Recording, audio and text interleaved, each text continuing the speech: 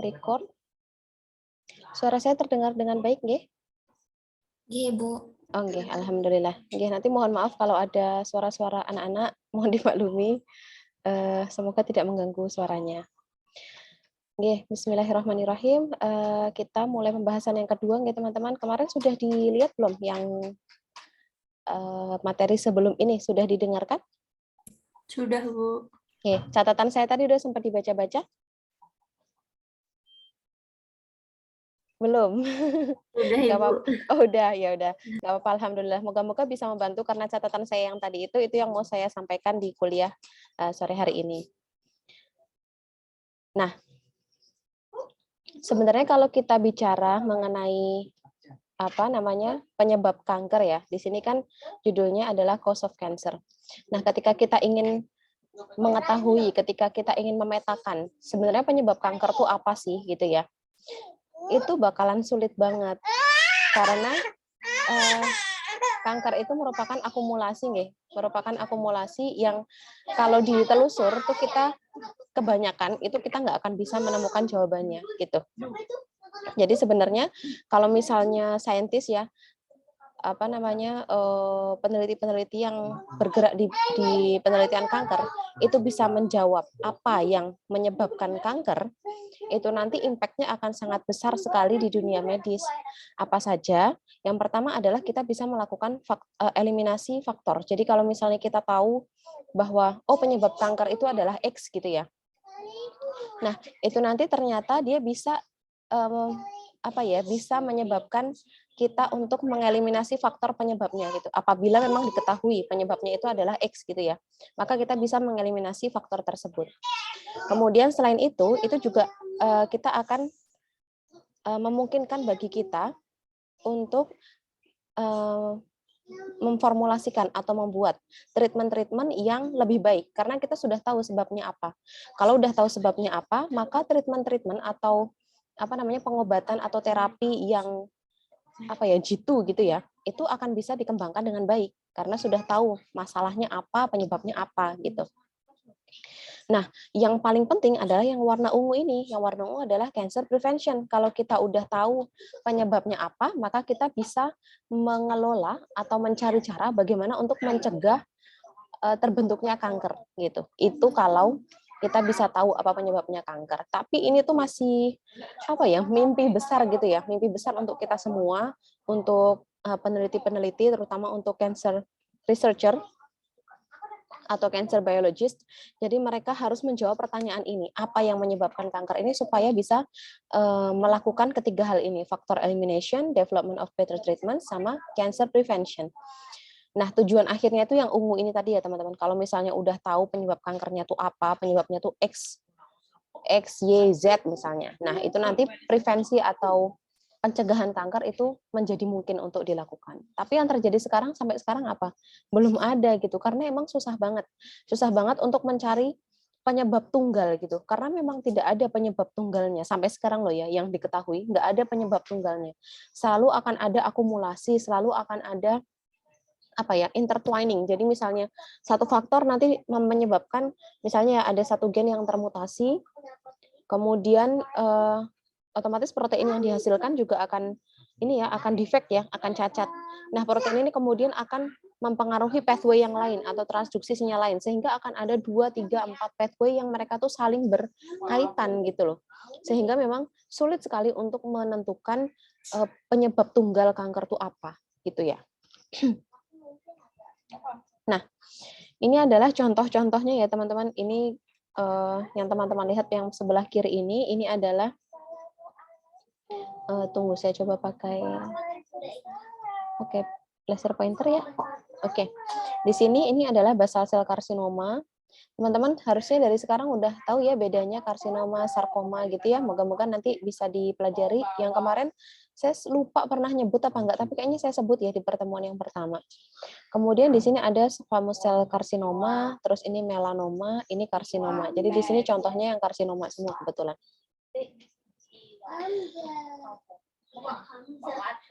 Nah, biasanya kanker itu bisa dideteksi, mayoritas loh ya, enggak semuanya, tapi umumnya kanker itu dideteksi itu lebih umur pasiennya itu sudah di atas 65 tahun, sehingga dia dibilang adalah disease of aging, jadi penyakit karena penuaan gitu, karena deteksinya itu selalu sudah terlambat gitu ya, selalu sudah di atas 60-65 tahun, ibaratnya mereka udah lansia baru bisa terdeteksi seperti itu. Nah, ini menyebabkan ada teori karena apa namanya, karena selalu ya bukan selalu ya, mayoritas kanker yang terdeteksi itu pada pasien yang usianya di atas 65 tahun, ini menjadikan adanya hipotesis atau teori bahwa yang namanya kanker itu selalu disebabkan karena akumulasi gitu. Jadi akumulasi dari hits. Nanti kita jelaskan hits itu apa. Jadi kenapa terdeteksinya pada usia lansia? Karena selama dari mulai kanker itu diinisiasi sampai dia detectable, sampai bisa dideteksi, itu ada akumulasi dari kerusakan-kerusakan atau hits ini tadi. Gitu. Nah, hits ini adalah insult. Insult ini kalau dalam bahasa Indonesia dia artinya defect ya, atau kerusakan gitu. Jadi satu hit itu berarti oh ada satu kerusakan. Nanti ada hit kedua, oh berarti ada kerusakan kedua. Jadi ada damage atau kerusakan. Itu dinamakan hit. Tapi memang namanya, teorinya adalah theory of hits. Ini yang mengungkapkan atau mengeluarkan teori ini namanya Knudsen. Tahun 50-an, teman-teman bisa baca-baca nanti ya. Nah, sampai teman-teman saking tingginya angka ini, jadi kanker itu hampir selalu dideteksi pada usia di atas 60 tahun, di atas 65 tahun, maka sampai ada kalimat seperti ini. Kita semua tuh akan kena kanker kalau kita hidup cukup lama gitu, ibaratnya gitu. Nah, orang-orang yang nggak kena kanker itu mungkin hidupnya belum cukup lama gitu, sehingga dia nggak kena kanker. Sampai ada notion seperti ini, saking tingginya rate atau saking tingginya angka kejadian kanker di lansia-lansia seperti itu. Nah, kita jadi bertanya-tanya kan mengenai timeline-nya. Jadi kapan sih sebenarnya kanker itu kanker itu diinisiasi itu kapan sampai bisa terdeteksi itu berapa lama gitu. Nah, ini ada penemuan bahwa kurang lebih akumulasi itu terjadi selama 20 tahun. Jadi lama banget ya. Akumulasi itu terjadi selama 20 tahun. Mulai dari sel itu diinisiasi menjadi kanker, jadi dari sel yang normal kemudian menjadi sel kanker. Inisiasi ini sifatnya laten ya. Jadi dia sifatnya laten, dia nggak kelihatan gitu. Terus nanti dari yang dari yang inisiasi ke promosi atau promotion itu nanti dia juga membutuhkan waktu, kemudian dari promotion ke progression itu nanti juga dia membutuhkan waktu. Jadi ada 3 ya mekanismenya, ada inisiasi, promosi, sama progresi. Nah, biasanya kanker itu terdeteksi di fase ketiga, yang terakhir adalah fase progresi ini, yang mana biasanya ini sudah terlambat ya teman-teman ya. Dan membutuhkan itu tadi waktu selama 20 tahun, mulai dari inisiasi sampai progresi. Bisa lebih lama, bisa lebih cepat. Ini nggak bisa dipastikan, dari orang satu ke orang yang lainnya tentu akan berbeda. Nah, terus ada pertanyaan, apakah sel kanker itu berproliferasi? Apakah mereka memperbanyak diri? Jawabannya iya. Kenapa iya? Karena mereka sudah kehilangan kontrol regulasi sel. Jadi mereka nggak bisa, kan dulu sudah pernah dijelaskan ya, ketika ada siklus sel itu pasti punya checkpoint. Sel ini layak nggak sih masuk ke siklus sel gitu. Kalau nggak layak, maka kan harus dihentikan gitu ya, harus di stop. Dia harus masuk ke rest gitu ya. Tapi kalau sel kanker itu regulasi itu sudah off, dia udah nggak bisa meregulasi itu, sudah kehilangan regulasi itu, sehingga meskipun dia tahu bahwa dia tahu bahwa DNA-nya itu rusak, selnya itu cacat, tapi dia nggak bisa nyetop gitu, karena sudah kehilangan mekanisme stop itu sendiri. Jadi kalau ditanya apakah sel kanker itu berproliferasi, iya, mereka berproliferasi. Dan sel kanker itu selalu memiliki GI atau genetic instability. Apa sih genetic instability? Genetic instability adalah akumulasi dari berbagai macam kerusakan pada DNA yang kemudian tidak bisa direparasi sehingga menumpuk gitu. Sehingga sehingga kerusakan DNA tersebut menumpuk dan menyebabkan genome instability atau genetic instability. Jadi DNA-nya jadi nggak stabil, dia reaktif gitu teman-teman. Sehingga itu tadi karena tidak stabil, jadi akan menyebabkan berbagai macam masalah yang nanti akan kita lihat di slide-slide berikutnya. Nah, ini yang tadi saya bilang ya teman-teman, kita lihat di sini. Ini adalah insiden atau kejadian kanker per 100.000 orang ya. Per 100.000 orang. Terus kita lihat yang warna merah ini perempuan, yang warna biru ini laki-laki. Di sini kita lihat usianya 30 sampai 39 tahun. Terusnya 70 sampai 79, di sini 80 tahun ke atas. Kita lihat rate-nya teman-teman, angka kejadiannya. Angka kejadiannya ini naik terus seiring dengan usia. Ya, di sini kita lihat ini ada berapa, ini persentase kalau saya nggak salah ya, ini 2,3%, maaf ini jumlahnya, ini 2,3, berarti ada 3 orang, di sini ada 1 orang, terus kemudian di sini 25 orang, di sini 7 orang, di grup usia, di kelompok usia 40 sampai 49. Nah, di kelompok usia 80 tahun ke atas, kita menemukan yang laki-laki, ini ada 359 orang, kemudian yang perempuan ada 35 orang. Jadi kita lihat bahwa grafiknya naik terus. Sama, ini adalah kejadian dari angka kejadian kanker payudara ya per 100.000 penduduk. Yang di sini ini adalah di Arab Saudi ya, teman-teman, yang jadi perbandingan jumlah ini adalah perbandingan global dan perbandingan di Arab Saudi. Yang merah ini angka di Arab Saudi, yang abu-abu ini angka di dunia gitu. Sama aja teman-teman. Kita lihat di sini ini kelompok usianya ya 15 sampai 19, 20 sampai 24, 40 sampai 44 dan di sini 80 tahun ke atas. Kita lihat grafiknya juga trennya naik terus. Tuh kan? Trennya naik terus. Meskipun mungkin tidak setajam ini ya, tapi kita lihat trennya, dia naik terus. Gitu. Jadi semakin tinggi usia, ini angka kejadian kankernya juga semakin tinggi. Nah, terus kita lihat yang sebelah sini. Di sini adalah chart yang menjelaskan mengenai kejadian dan juga mortalitas dari kanker pankreas yang spesifik dengan usia, artinya dibandingkan dengan usia, gitu ya.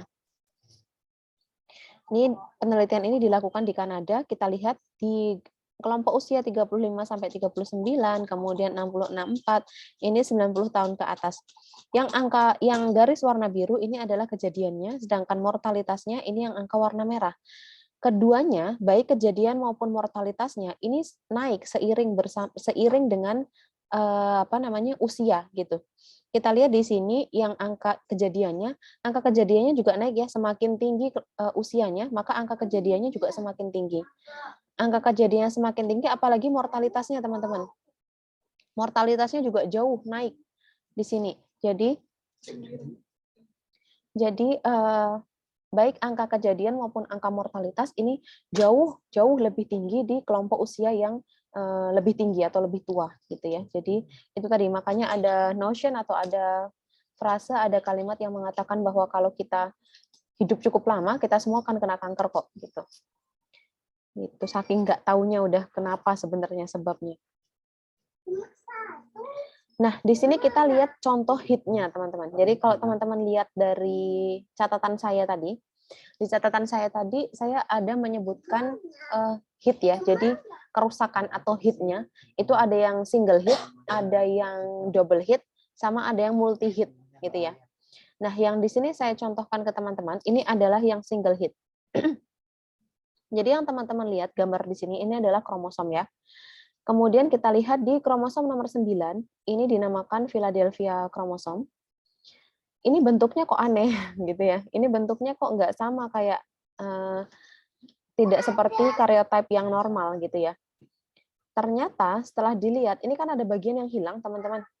Di bagian kromosom 9 ini ada bagian yang hilang. Ini kemana bagian yang hilang ini? Setelah dilihat di banyak di banyak pasien yang mengalami CML, itu ternyata pas selnya di karyotyping, ini sebagian kromosom 9 yang hilang ini dia pindah ke kromosom 22, dia mengalami translokasi. Gitu. Nah, translokasi ini menyebabkan munculnya protein BCR-ABL, yang mana ini merupakan jenis kinase yang berupa tirosin kinase yang fungsinya untuk menstimulasi proliferasi atau perbanyakan sel, gitu teman-teman. Jadi gara-gara translokasi dari yang kromosom 9 ke kromosom 22 ini translokasinya menyebabkan terbentuknya atau tersintesisnya protein BCR-ABL yang dia ini merupakan protein yang menstimulasi proliferasi atau perbanyakan sel. Nah, ini adalah contohnya ya, contoh di penyakit CML. CML ini saya lupa, ini leukemia ya, myeloid leukemia, tapi C-nya saya lupa. Leukemia ini salah satu jenis leukemia yang menyerang orang dewasa ya, karena spontaneous mutation. Jadi ada mutasi spontan di orang dewasa. Karena kalau kita tahu kan leukemia biasanya menyerangnya anak-anak ya teman-teman, karena memang mereka karena di leukemia itu ada gen predisposisi, jadi gen yang memang diturunkan atau diwariskan dari orang tua masing-masing gitu ya. Jadi memang ada riwayat cacat gen seperti itu yang menyebabkan kemudian anak-anak ini sudah mengalami leukemia. Tapi kalau yang CML ini adalah mutasi spontan, jadi CML ini terjadinya di orang dewasa. Nah, karena teman-teman, ini poin pentingnya nih. Karena kita tahu ya bahwa terjadinya CML ini karena adanya translokasi dari kromosom 9 ke kromosom 22 yang mana translokasi ini menyebabkan terbentuknya protein BCR-ABL yang mana protein BCR-ABL ini menstimulasi proliferasi sel itu menyebabkan treatment yang digunakan untuk CML yaitu Gleevec ini manjur. Bisa. Karena apa? Gleevec ini udah tahu dia targetnya siapa. Targetnya dia ini adalah mendegradasi protein BCR-ABL karena udah nggak mungkin ini kromosom mau dibenerin kayak mana caranya, kan nggak bisa. Jadi yang bisa dilakukan untuk terapi adalah mendegradasi BCR-ABL-nya. Sehingga Gleevec ini, obat ini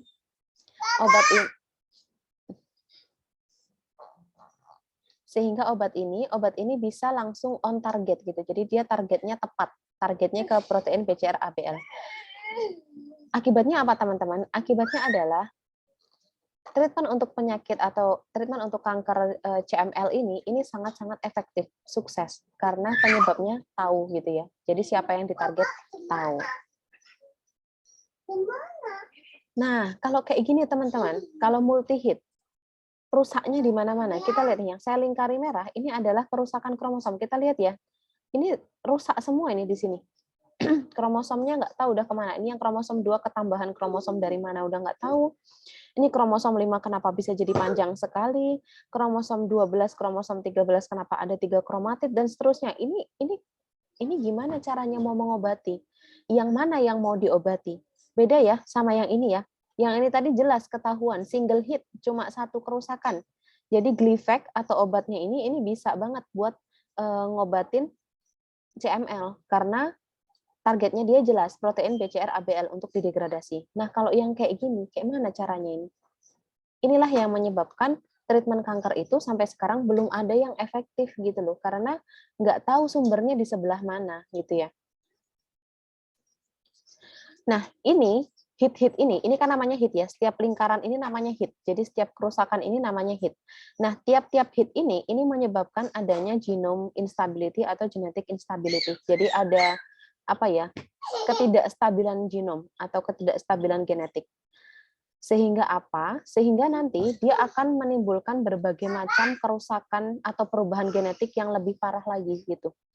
Karena adanya ketidakstabilan tadi, maka kerusakan genetiknya akan semakin parah, sehingga nanti akan menyebabkan banyak hal. Salah satu contohnya adalah itu tadi, makin rusaknya regulasi siklus sel, seperti itu. Dan kerusakan ini akan terjadi terus ya, kerusakan genetik ini akan terjadi terus selama kanker ini mengalami progresi atau mengalami maju atau progres ya, maju tapi maju yang tidak diinginkan gitu. Nah, ini jadi ada pertanyaan tadi kan ya teman-teman ya, dengan adanya multi hit kayak gini, ini jadi prospeknya gimana nih kita supaya bisa mendapatkan terapi yang efektif? Kan jadi susah ya gitu. Jadi seperti itulah ceritanya. Nah, sekarang kita ngelihat karsinogen. Karsinogen ini dari perspektif historical dulu ya. Jadi kan dari dulu memang orang sudah tahu ya ada kanker. Cuma sebabnya apa itu kan nggak tahu. Apa sih yang menyebabkan kanker itu mereka nggak tahu. Terus ditemukan ini kayak gini.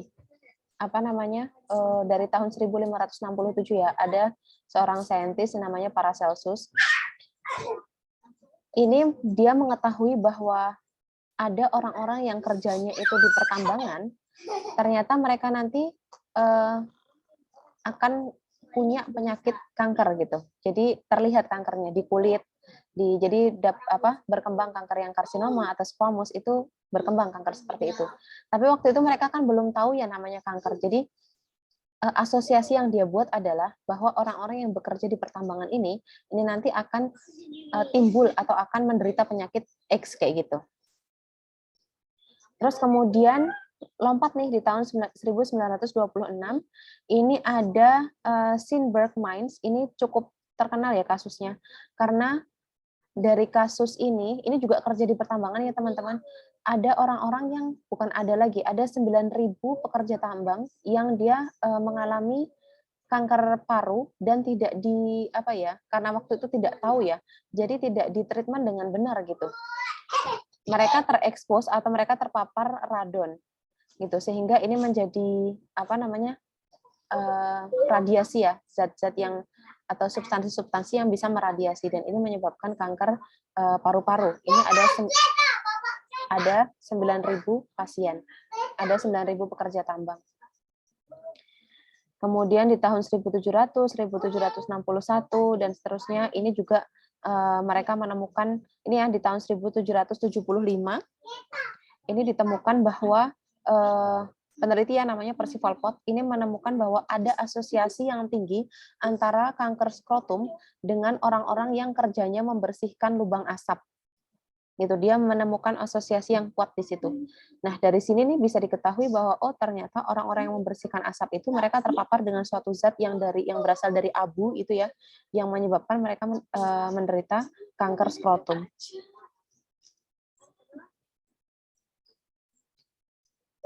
Nah, jadi kan teori yang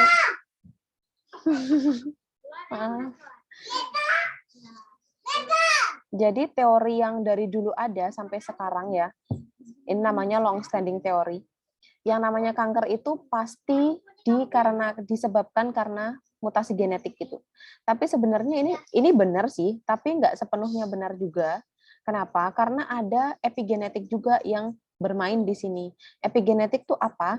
Epigenetik itu adalah asosiasi antara lingkungan dengan genetik gitu. Jadi memang ada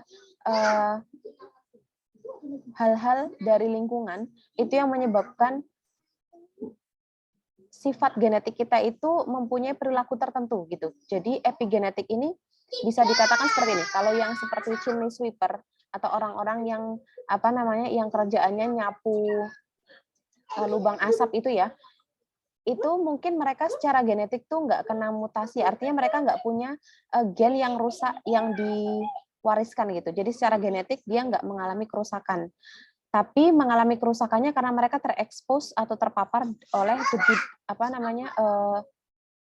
abu, sisa abu itu yang menyebabkan mereka kemudian menderita kanker skrotum. Jadi ada peran lingkungan di situ. Inilah yang dinamakan epigenetik. Ini juga sama ya teman-teman, nanti bisa dibaca. Jadi ini historinya atau sejarahnya gitu ya.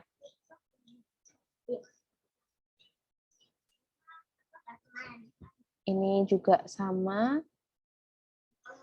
Ini ceritanya mereka lagi nyari. Sebenarnya kan teman-teman tahu ya, kalau teman-teman cari di Google tuh ya, teman-teman nanti nyari list of carcinogenic agents gitu ya. Nah, teman-teman akan mendapatkan banyak sekali zat-zat karsinogen. Cara dapatnya tuh gimana ya? Kayak gini, mereka nih masing-masing mencoba apa aja sih zat-zat yang bisa menyebabkan kanker, atau zat-zat apa aja sih yang merupakan karsinogen, yang punya sifat karsinogenik kayak gitu. Ini mereka mencobanya seperti ini. Nah, kemudian kita lanjut ke tumor initiation, promotion, dan progression. Ini ini cukup menarik sih, bukan agak ya, cukup menarik. Jadi ada seorang penelitian namanya Rose ini dan teman-temannya, mereka menemukan bahwa virus tertentu itu ternyata bisa menginduksi papiloma pada kulit di kelinci. Itu. Nah, kemudian setelah ditunggu berapa lama ya? Jadi setelah infeksi virus tersebut, kemudian muncul papiloma. Setelah ditunggu berapa lama, ternyata papilomanya tuh kempes. Jadi dia mengalami regresi ya papilomanya. Kita nggak bisa bilang sembuh, tapi yang jelas dia hilang gitu dari kulit. Nah, ternyata setelah hilang gitu ya, kemudian di tempat yang sama, jadi di tempat di mana papilomanya itu tumbuh, diberikan stresor.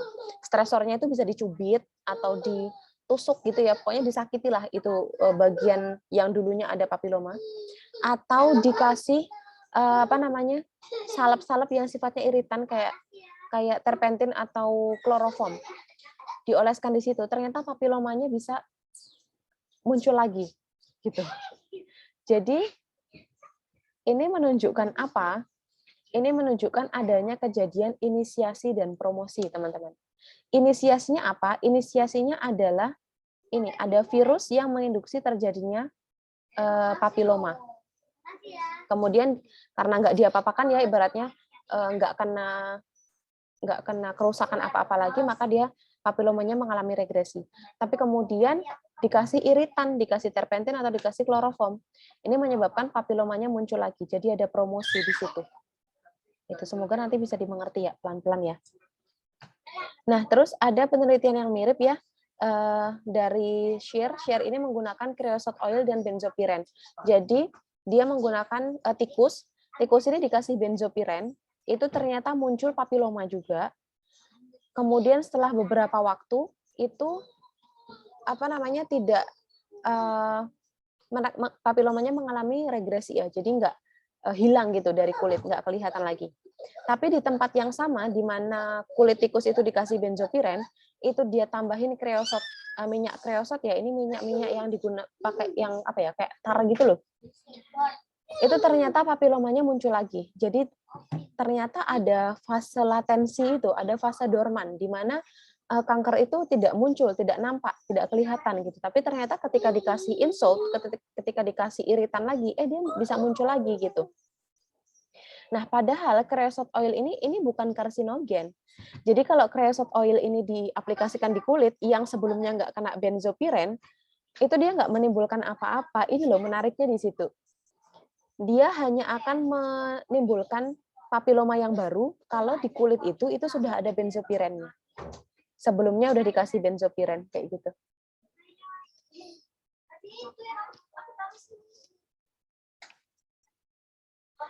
Nah, terus Berenblum tahun 1941 ini juga menggunakan penelitian yang hampir mirip ya. Dan BTW mereka nih dari negara yang berbeda ya teman-teman, yang di tahun ini mungkin kan komunikasinya tidak seperti sekarang ya. Jadi mungkin mereka nih saling tidak tahu kalau penelitiannya ini sebenarnya udah pernah dilakukan di tempat lain kayak gitu. Nah, kemudian kalau yang Berenblum ini dia mencoba ngasih metilkolantren. Metilkolantren ini merupakan metilkolantren ini merupakan sebuah iritan ya, dia karsinogenik memang. Ya, ini merupakan karsinogen. Nah, karsinogen ini dia taruh di kulit semua tikus gitu ya. Jadi dia punya tikus, katakanlah 100 tikus gitu. Terus dia pakai di bagian, Masya Allah.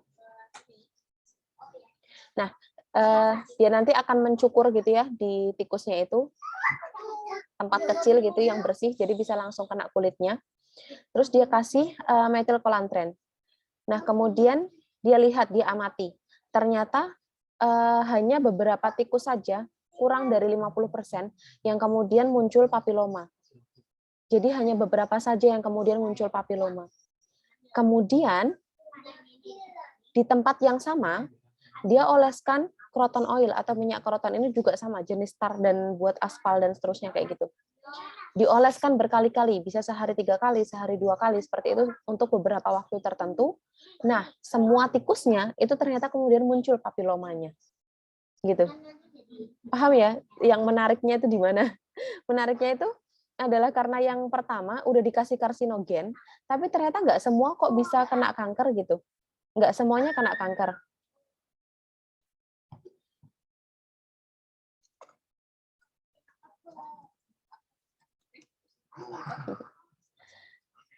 Terus kemudian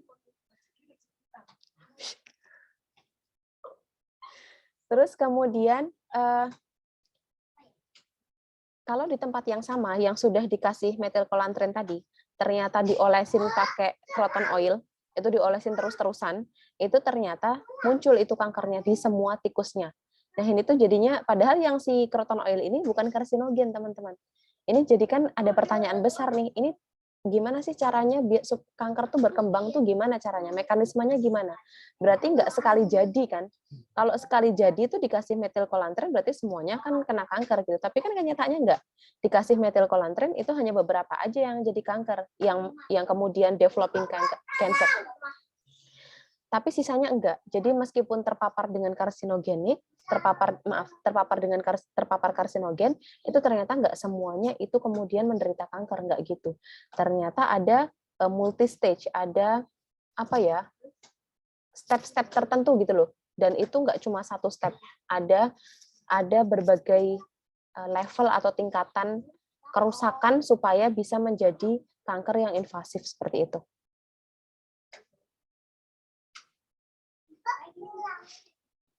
Nah, dari penelitiannya Sher sama Berenblum, ini ada kata atau ada istilah kokarsinogen.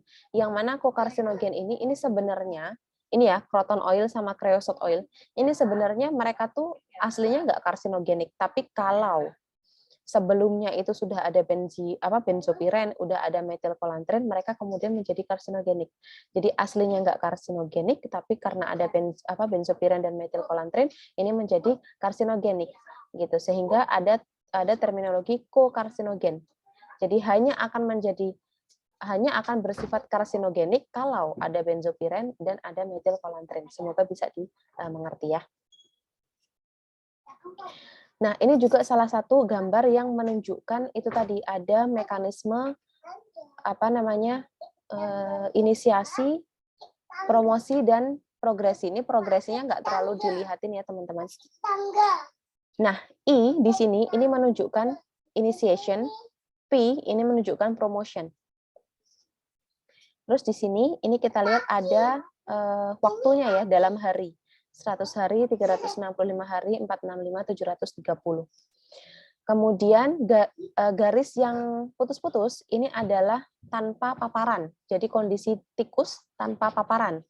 Kemudian yang garis lurus ini adalah yang dipapar. Jadi tikus yang dipapar ini menunjukkan bahwa tikus itu diberikan perlakuan paparan. Moga-moga bisa diikuti ya teman-teman. Jadi ini ceritanya lagi penelitian menggunakan tikus yang mereka ingin menginduksi terjadinya kanker kulit gitu. Nah, percobaan pertama mereka mencoba menggunakan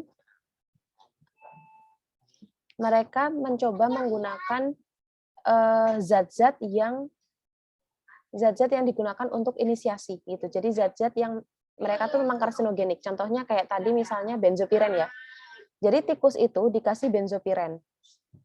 Ditunggu nih sampai 730 hari, ini nggak ada tumor yang muncul. Oke. Kemudian tikus yang tadi sudah diberikan benzopiren tadi, dia dikasih kokarsinogen, jadi dikasih promoting agent. Ini contohnya misalnya pakai croton oil ya. Misalnya ini pakai croton oil. Jadi udah dikasih benzopiren, dia kasih croton oil. Nah, ternyata di hari ke-100 muncul papiloma. Kemudian setelah 1 tahun muncul karsinoma, squamous karsinoma. Yang awalnya tumor di sini jadi kanker. Semoga bisa diikuti ya. Ini langsung di sini. Jadi udah dikasih Begitu dikasih benzopiren, terus dikasih croton oil. Nah, yang ketiga dia coba lagi. Dia kasih benzopiren, kemudian setelah 100 hari, dia kasih croton oil sebagai agen yang promoting. Nah, ternyata selang 100 hari muncul juga papiloma, setahun kemudian muncul squamous carcinoma. Terus dia coba lagi teman-teman, dikasih benzopiren, kemudian setahun kemudian ya setelah dikasih benzopiren sebagai initiating agent, terus dia kasih croton oil setelah 1 tahun. Ternyata 100 hari kemudian muncul papiloma, setahun kemudian muncul squamous carcinoma, jadi kanker. Sampai sini semoga bisa dimengerti ya maksud dari gambar ini. Nah, terus dicoba nih sama penelitinya dibalik. Dia kasih croton oil dulu. Jadi bukan dikasih benzopiren dulu, tapi dikasih croton oil dulu. Hari pertama nih dia kasih croton oil, setahun kemudian didiamkan aja ya. Jadi garis yang putus-putus kan didiamkan aja. Dikasih croton oil nih. Nggak ada kankernya, karena dia nggak karsinogenik, croton oil. Dia coba percobaan kedua, ini dia kasih croton oil, kemudian setahun berikutnya dia kasih benzopiren. Jadi di sini dikasih promoting agent, terus di sini dikasih dikasih initiating agent. Ternyata juga nggak muncul tumor, nggak muncul kanker. Jadi urutannya harus sama, harus initiating agent dulu, baru promoting agent. Kalau dibalik nggak bisa. Gitu.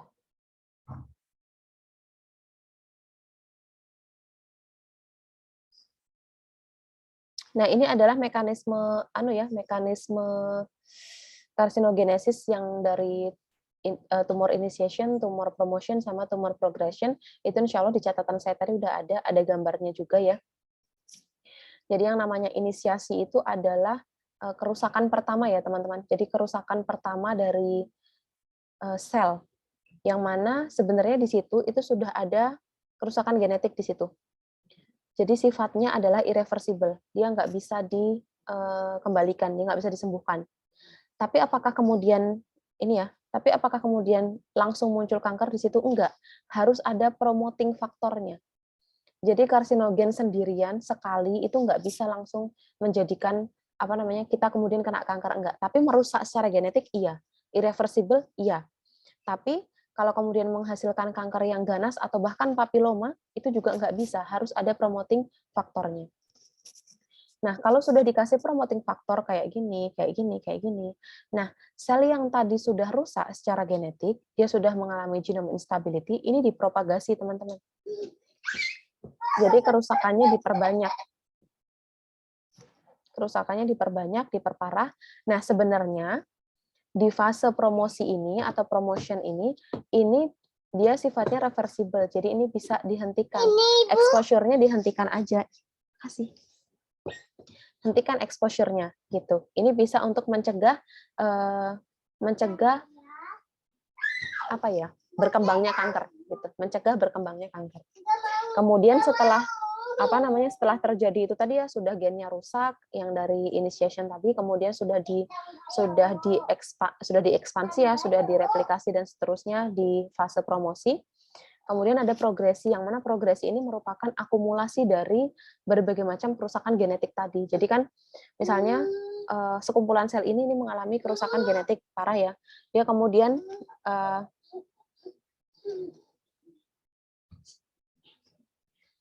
sekumpulan sel ini mengalami kerusakan genetik yang parah. Kemudian dia akan memperbanyak diri ya, sehingga akan ada cloning sel, akan ada kelompok-kelompok sel yang dia itu juga mengalami kerusakan genetik yang parah, sehingga kerusakan genetik itu akan berkumpul gitu, akan terakumulasi.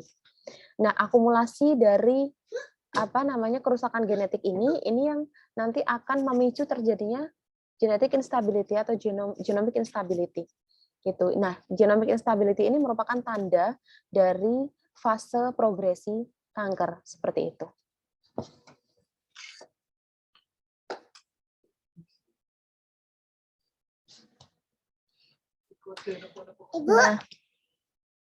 Nah, kerusakan-kerusakan genetik tadi, jadi ada genomic instability tadi ya. genomic instability tadi kan akan menyebabkan kerusakan. Nah, kerusakan itu nanti akan menyebabkan adanya ini rate atau kecepatan proliferasi yang sangat tinggi karena dia kehilangan kehilangan mekanisme untuk meregulasi mitosis ya. Jadi karena mereka kehilangan kontrol untuk meregulasi mitosis, maka akan ada laju proliferasi yang sangat tinggi. Kemudian kemampuan sel untuk melakukan invasi. Itu kan sel normal nggak bisa melakukan invasi. Tapi kalau sel kanker ini bisa melakukan invasi. Kenapa? Karena itu tadi secara genetik dia sudah tidak stabil, rusak, jadi sangat reaktif. Kemudian ada kemampuan untuk metastasis. Itu sehingga menjadi neoplasma yang malignan. Seperti itu. Ini akibat dari genomic instability tadi. Nah, ini tadi juga sudah ada di catatan ya teman-teman, yang namanya inisiasi itu waktunya tuh cuma sedikit. Jadi waktu yang diperlukan untuk inisiasi itu cuma sedikit, tapi dia irreversible dan dia bisa juga diwariskan. Sifat ini kerusakan ini bisa jadi diwariskan. Jadi dari orang tuanya sudah mengalami dari parentalnya ya sudah mengalami kerusakan secara genetik kemudian menurunkan ke anak-anaknya. Nah, kalau promosi ini merupakan fase di mana dia memerlukan waktu yang lama gitu, lambat, gradual kayak gitu ya. Terus dia memerlukan paparan dalam jangka waktu lama gitu. Jadi makanya dia dibilang sebagian reversible karena kalau paparannya dihentikan itu bisa jadi ini menghambat berkembangnya kanker itu tadi teman-teman. Nah, kalau progression ini adalah kondisi di mana itu tadi sudah terjadi banyak sekali ya kerusakan genetik itu sudah terakumulasi seperti itu sehingga sel-sel ini sudah kehilangan kontrol proliferasi, kemudian dia juga bisa lolos gitu dari mekanisme sistem imun, surveillance sistem imun. Itu karena adanya kerusakan genetik yang sangat parah ini tadi. Dan progresi ini juga irreversible, teman-teman.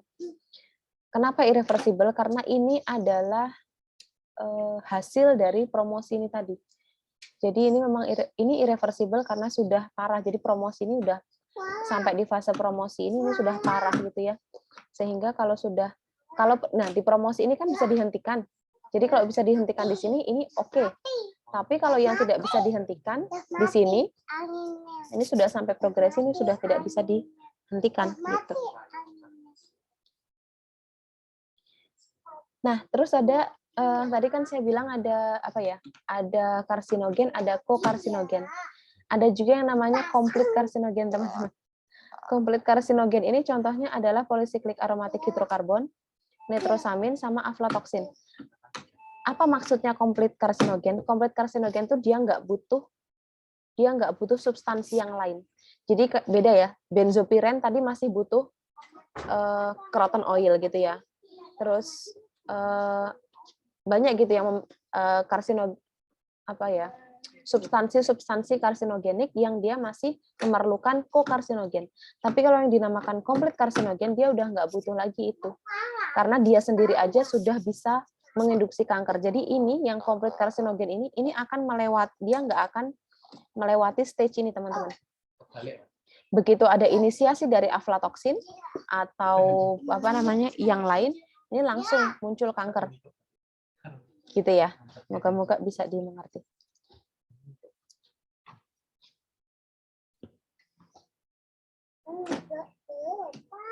Ini contoh kalau ada ini contoh promosi dan inisiasi dari tumor ya, mungkin di lain waktu nanti kita bahas. Biasanya kerusakan ini nanti akan ini teman-teman menyebabkan ekspresi dari siklin B2 ini naik. Siklin B2 ini adalah protein yang dia pro-proliferasi. Jadi dia ini yang akan meregulasi proliferasi, yang mana dia akan menyebabkan sel-sel itu mengalami mitosis terus-menerus kayak gitu. Itu ini untuk lain waktu insya Allah ya. Ini contohnya, tapi ini hanya gambar ya. Sebenarnya saya nggak terlalu senang dengan gambar ini karena nggak ada penjelasan. Tapi mungkin teman-teman bisa mendapatkan ilustrasi ya. Jadi di bagian inisiasi ini selnya itu masih kelihatan normal teman-teman, tapi sebenarnya dia udah mengalami ada kerusakan gitu sedikit di sini, mungkin 1-2 sel dia udah ada kerusakan genetik gitu karena paparan dari benzopiren misalnya gitu ya. Kemudian promosi ini adalah fase di mana dia mengalami ekspansi ya, jadi memperbanyak diri. Ini karena adanya kroton oil tadi misalnya. Jadi teman-teman bisa lihat ini mulai dari normal ke hiperplasia ya, dari dia selnya awalnya normal terus jadi mulai mulai tidak teratur ya. Mulai tidak teratur. Hiperplasia itu biasanya dilihat dari ini, selnya ini sitosolnya atau sitoplasmanya tuh gede. Rasionya jadi nggak imbang sama rasionya tidak imbang sama inti selnya gitu.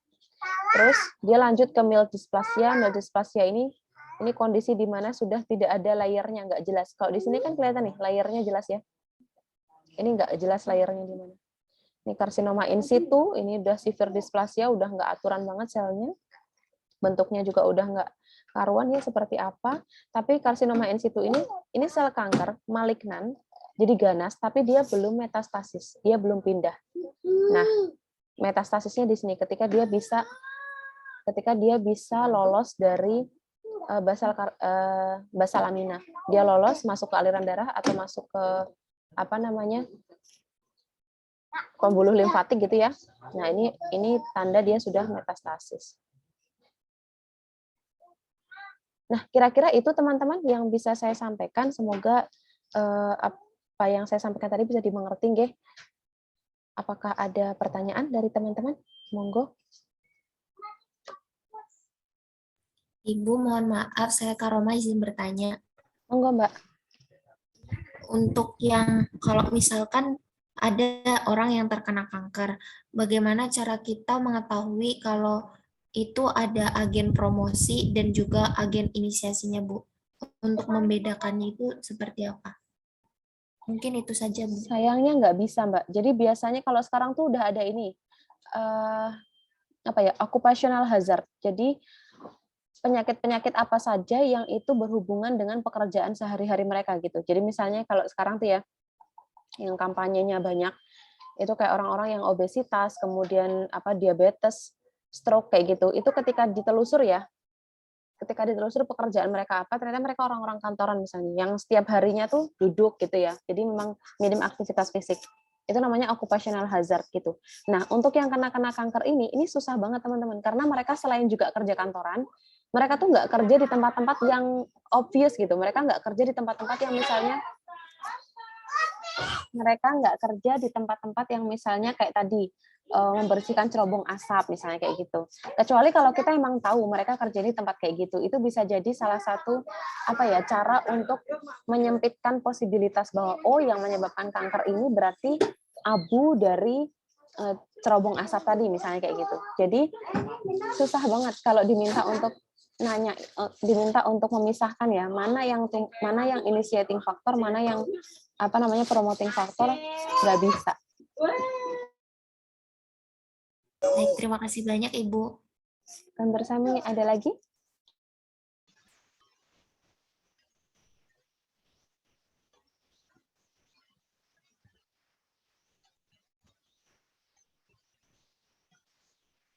Monggo teman-teman kalau masih ada yang ingin ditanyakan.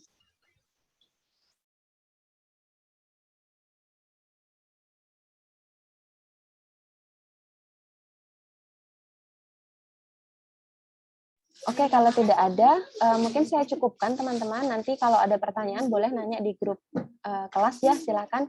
Insya Allah saya standby. Nanti kalau nggak sambil ngomong, insya Allah kalau berkesempatan akan segera saya balas di grup. Jadi monggo saja didengarkan dulu kuliahnya. Kemudian kalau ada pertanyaan silakan tanya di grup. Itu saja mungkin teman-teman yang bisa saya sampaikan. Terima kasih atas partisipasi teman-teman pada malam hari ini. Mohon maaf karena mempercepat waktu ya, 30 menit. Semoga bisa diterima dengan baik. Alhamdulillah, subhanakallahumma wa bihamdika asyhadu an la ilaha illa anta astaghfiruka wa atubu ilaik. Saya tutup. Wassalamualaikum warahmatullahi wabarakatuh.